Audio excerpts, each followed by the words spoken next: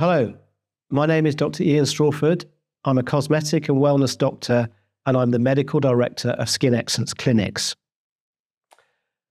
Have you always had a round face, or are you worried with the aging process that it appears your face is getting rounder and that you're losing the profile and shape of your face, perhaps even the contour of your jawline and the fullness in the upper neck is getting worse? Have you ever been told or diagnosed by the dentist that you've got something called Retrognathia, where your teeth is a big overbite? Well, all of this could mean that you suffer with a condition called Retrognathia of the mandible. Or you may be developing that condition with age, which we see or term the receding chin. Well, there are lots of treatments we can offer at SkinEx Clinics which can help improve not only your facial profile and especially the lateral jawline contour by addressing this problem we know as the receding chin. How do you treat the receding chin and the weak jawline at SkinEx Clinics? So when we're treating the receding chin, we're looking at actually primarily augmenting the shortening of the mandible, which is the jawbone.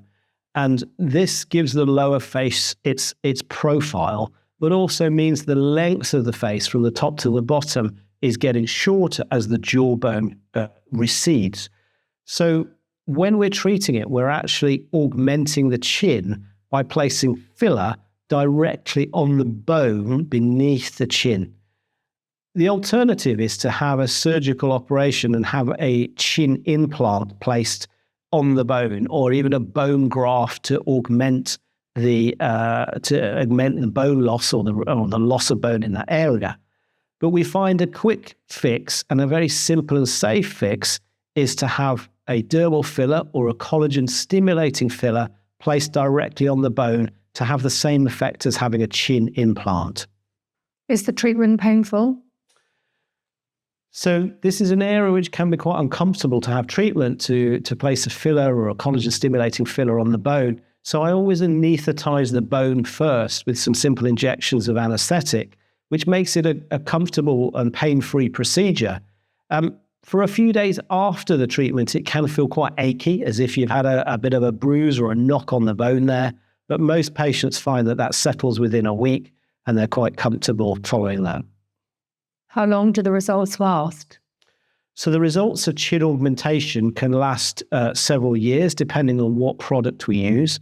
If we're using a volumizing hyaluronic acid, then it's often at least a year before we notice any loss of benefit from that treatment. I'll often use a collagen stimulating filler as my chin implant, and that can last 2 to 3 years in a lot of cases. Can both men and women have jawline contouring? So a receding chin can affect both men and women. And so, yes, we're often treating both men and women. I find that with men, we're looking at jawline contouring. Not only we have to address the chin in a very different way because a male chin is much wider and stronger. And so when we're augmenting the chin in the male, we're actually adding volume along the whole of the front of the chin to give that more stronger chin profile. In women, we're creating the volume at a point at the central part of the chin. It's less. The chin in a woman is not as wide as a man. So we're wanting to maintain and enhance and create that V shape along the jawline.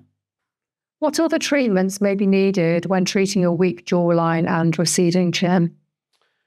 When we're treating the receding chin and the jawline, we're often needing to assess the fullness in the neck and whether there is laxity in the neck and laxity along the jawline. So we may be looking at other treatments to address the neck, which could include treatments such as high-intensity focused ultrasound, radio frequency, even face-tight, neck-tight, and removing and destroying the excess fat in the upper neck.